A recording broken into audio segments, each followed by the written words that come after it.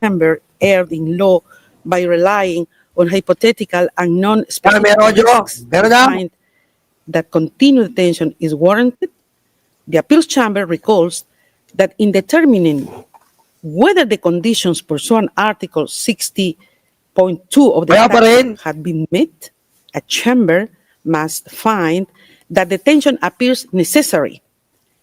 In this context, the appeals chamber observes that a determination shall be made concerning the possibility and not the inevitability that one of the events listed in Article 58(1)(b) of the statute will occur, and that it is the responsibility of the relevant chamber to weigh the evidence before it pursuant to the relevant standard.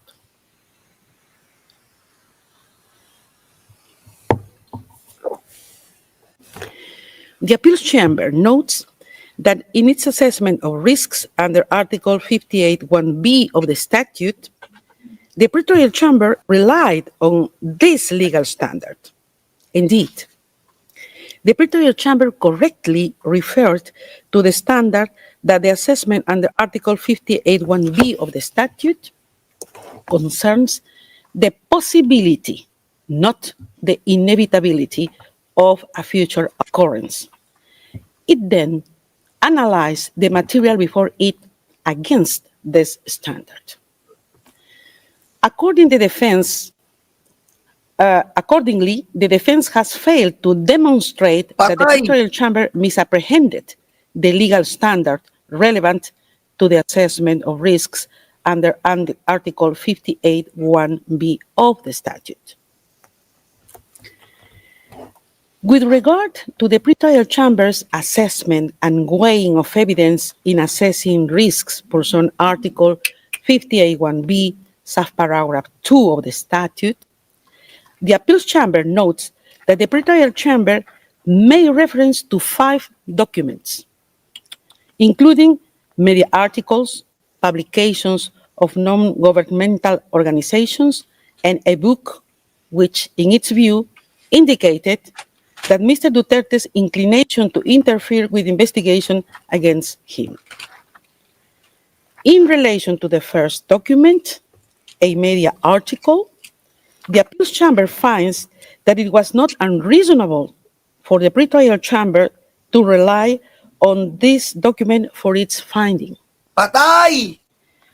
Whilst this document does not mention Mr. Duterte himself as being directly involved in briefing individuals, it does not refer to statements of close, it does refer to statements of close associates, including one where individuals would have been told to remain loyal.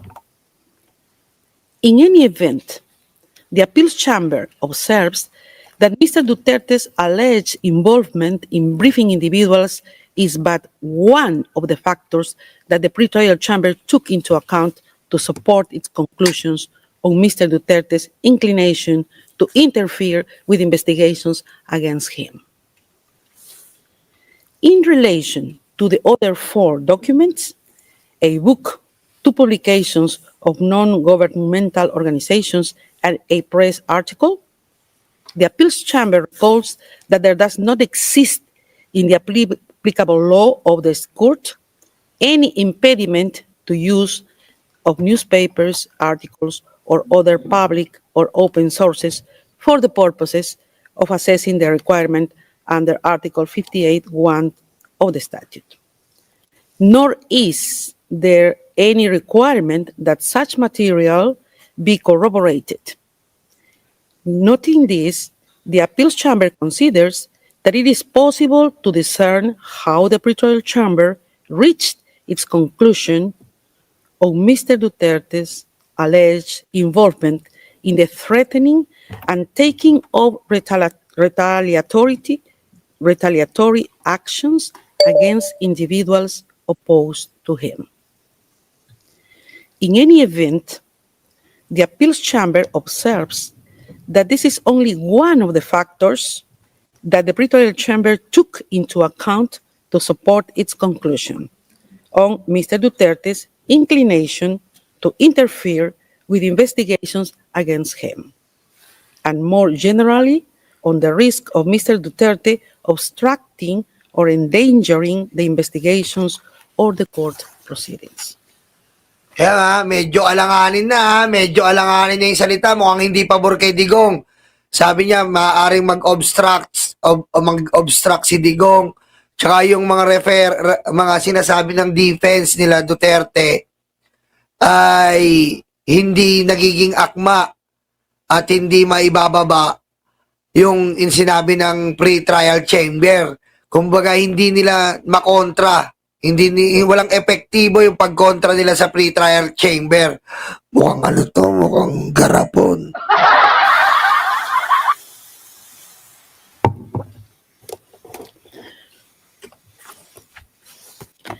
For these reasons, the appeals chamber considers that the defense has failed to demonstrate an error in the pretrial chamber. Oh, the defense has failed! Garapon! First assessment and weighing of evidence before it in the context of its consideration of the risk under Article 58(1)(b), subparagraph 2 of the statute. In relation to the pretrial chamber's reliance on the notion of a network of supporters, the appeals chamber recalls that it has considered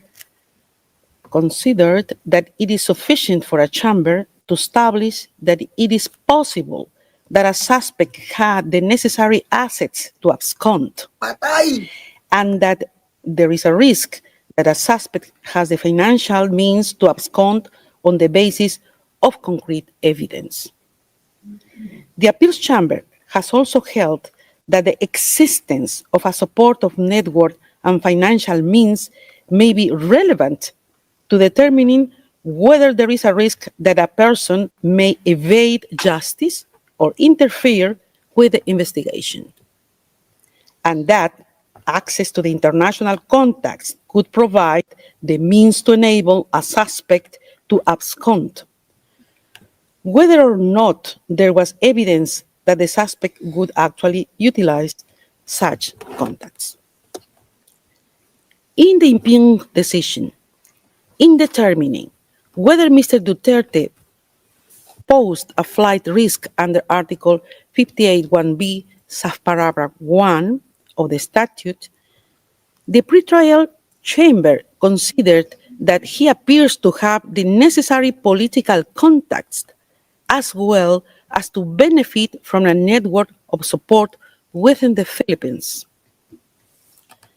The appeals chamber considers that contrary to the defense's argument, the pretrial chamber specifically outlined why it found that there existed a network of supporters in relation to Mr. Duterte, and for which reason this supported its conclusion that the risk under Article 58(1)(b), subparagraph 1 of the statute was established.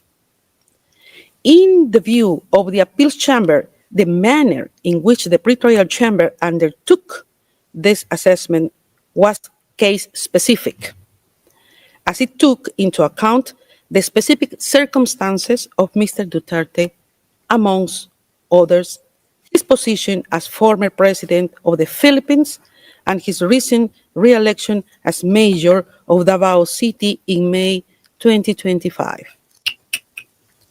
It follows that the defense has failed to demonstrate that the pretrial chamber committed an error in assessing and considering Mr. Duterte's network of supporters for the purpose of its examination of the risk under Article 58(1)(b), subparagraph 1 of the statute.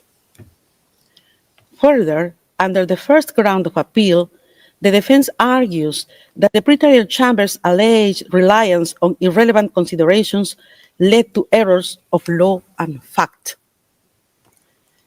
Regarding the arguments on the assessment of evidence, and in particular, the defense's contention that a number of factors relied on by the pretrial chamber were irrelevant, the appeals chamber notes that when assessing the risk Under Article 58(1)(b), subparagraph 1 of the statute, the pretrial chamber relied on several factors in support of its finding that such risks existed.